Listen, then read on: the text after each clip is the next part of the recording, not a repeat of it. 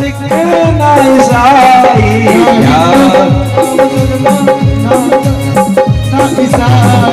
प्यार बांटते चलो, प्यार बांटते चलो, प्यार बांटते चलो, प्यार बांटते चलो। ना हिंदू ना मुसलमान, ना सिख ना ईसाई, ना हिंदू ना मुसलमान, ना सिख ना ईसाई, प्यार बांटते चलो, प्यार बांटते। और हम तो साथ में कहते हैं, देखो पिक्चर में बड़े अच्छे अच्छे गीत बने, लोगों ने उसका उपयोग नहीं किया। क्या है?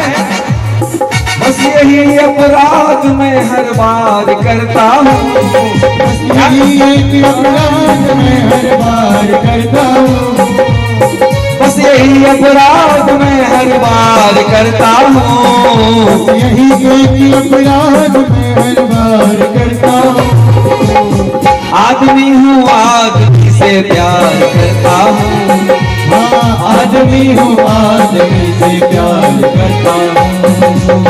मैं बनाना चाहता हूँ स्वर्ग धरती पर, मैं बनाना चाहता हूँ स्वर्ग धरती पर, आदमी जिसमें रहे बस आदमी बनकर, आदमी रहे आदमी बनकर, बस यही अपराध मैं हर बार करता हूँ, बस यही अपराध मैं हर बार करता हूँ।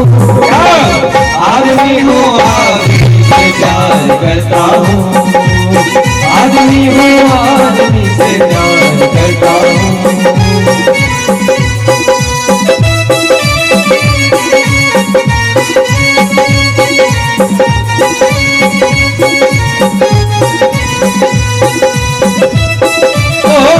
हमेशा इस बात का ध्यान रखें लोग, बोले सियावर रामचंद्र भगवान की जय। हमारे मन में किसी के प्रति भेद पैदा नहीं होना चाहिए। प्रकृति में कभी भी भेद जैसी कोई स्थिति नहीं है।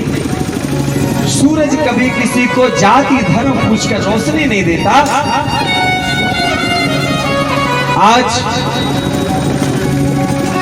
यदि आपके पास पद है, पैसा है, सम्मान है, कितने दिन का है इसकी कोई, ये हर चीज के लिए धन जो है लिमिटेड है, आज है कल नहीं है, पद आज है कल नहीं, लेकिन आप अपनी कीमत, हमने आपसे पहले भी कहा, पद ना हो तब भी। हमारे पास चुनाव के समय धीरेन्द्र बहादुर सिंह और राघवेंद्र बहादुर सिंह दोनों आए। हमने कहा भैया देखो, दोनों लोग यदि समाज के लिए कुछ कर रहे हो तो मैं भी आपके लिए तन मन धन लगा दूंगा, और कभी मत आना मेरे पास, कभी नहीं बोलूंगा, लेकिन आपको करना तो पड़ेगा। इस राष्ट्र के निर्माण में आपको आहुति देनी पड़ेगी। पहले स्वाहा बोला जाता था, अब अपनी आहुति देनी पड़ती है। हम 5 घंटे कथा करते हैं, और 5 घंटे की कथा में आपसे मांगते क्या है कि सिर्फ अच्छे बन जाओ, सच्चे बन जाओ। और क्या चाहता हूं आपसे, एक तो निवेदन करता हूं, सोचिए आप कि आप किसी के पास अगर 2 मिनट खड़े होते हैं तो आपको लगता है चलो ये अपना बन गया, अब इससे कभी अपन उपयोग कर लेंगे। अभी हम ठाकुर साहब से बोल रहे थे, हमने कहा हम कहीं जाते हैं तो सिर्फ इसलिए जाते हैं कि लोगों को विचार से जगाया जा सके, बस। हम आश्रम से निकलते हैं, आश्रम आने वाले लोग जो हैं एक टाइम जो है चूक जाते हैं। कहीं कोई बाहर से आता है बिना फोन किए, बाबा जी आप नहीं मिल पाए, ठीक है भैया थोड़ा जरूरी काम है, कथा हमारी कथा बाहर चलती है। बाहर से मतलब इतनी दूरी पर हम कथा करते हैं कि अगर हम थोड़ा लेट हो जाएं तो चलेगा, लेकिन रात्रि विश्राम हमारा आश्रम में विलायत कला में होना चाहिए। और विलायत कला त्यागी जी के आश्रम में कोई भी भूखा व्यक्ति है, एक बड़े दर्द की बात बताते हैं आपसे। 2 महात्मा जी आए विलायत कला आश्रम, हमारी माताओं से भी बताते हैं और हमारे देवताओं से भी बताते हैं। 2 महात्मा जी आए आश्रम, बोले बाबा जी बहुत जोर से भूख लगी है। बस स्टैंड में बैठे थे, हम 4-5 लोगों से बोले कि बहुत भूख लगी है, तो बोले इसका काम त्यागी जी ले रखी है। कितने दर्द की बात है समाज में।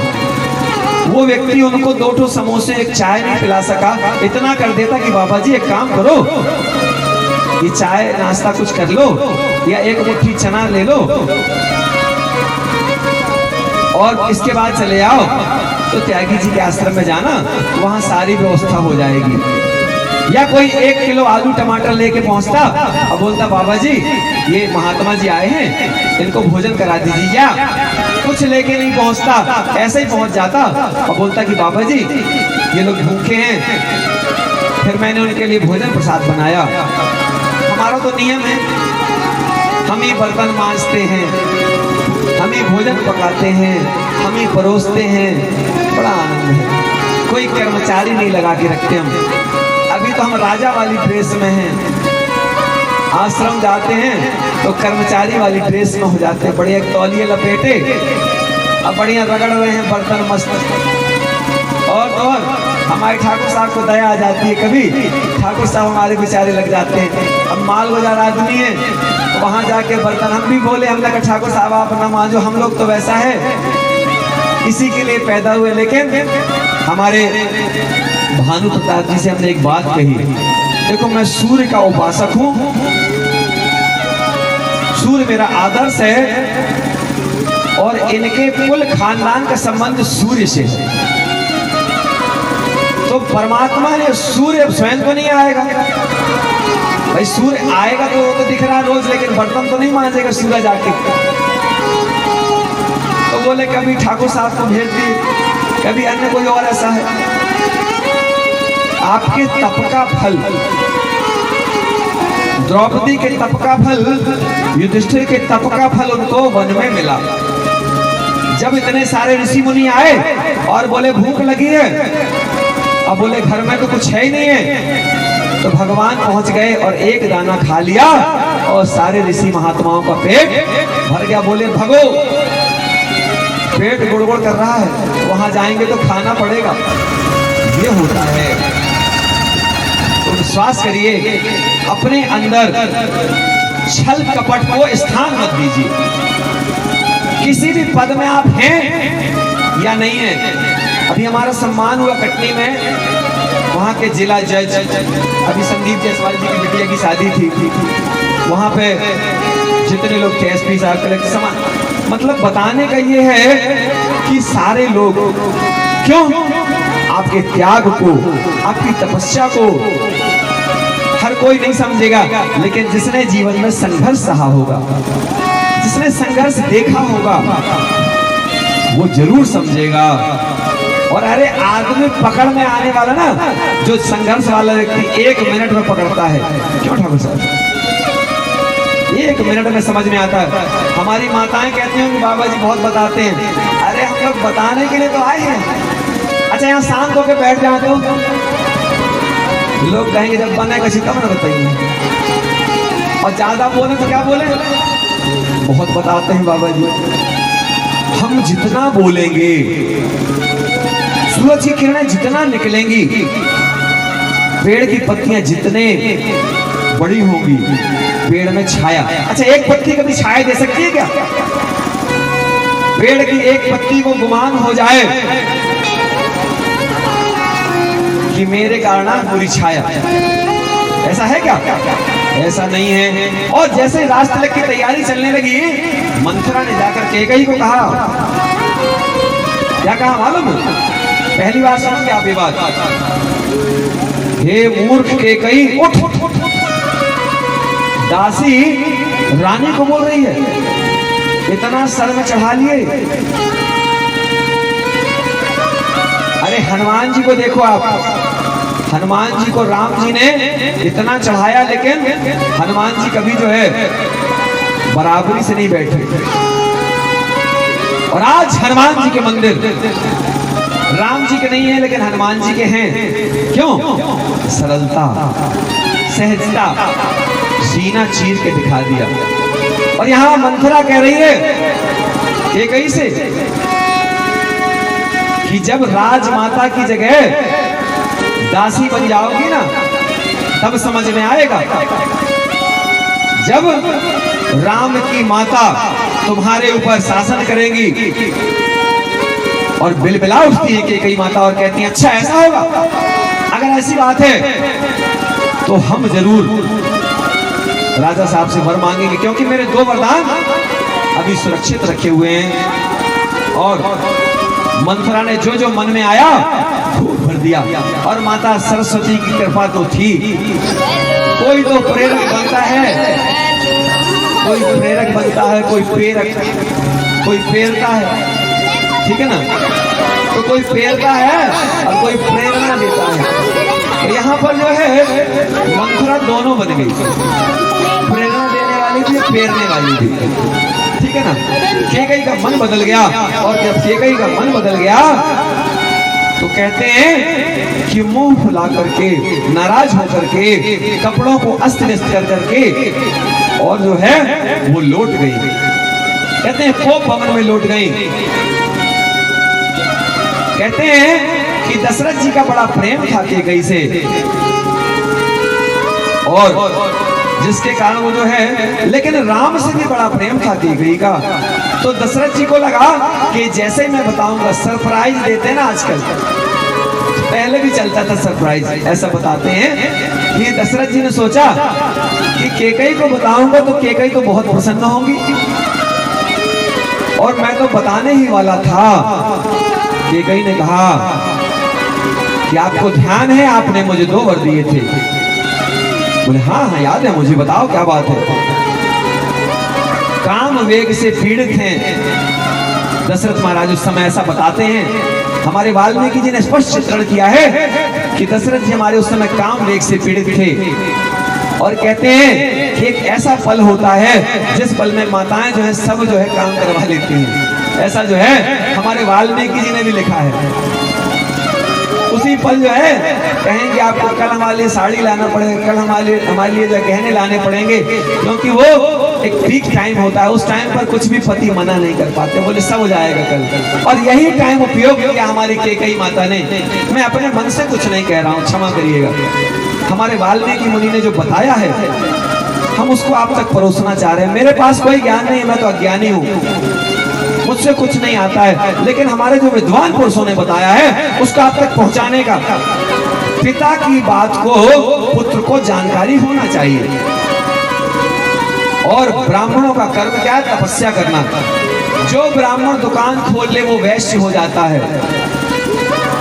जो ब्राह्मण दुकान खोल ले वो वैश्य हो जाता है। अगर कोई वैश्य तपस्या करने लगे, विश्वामित्र जी कौन थे?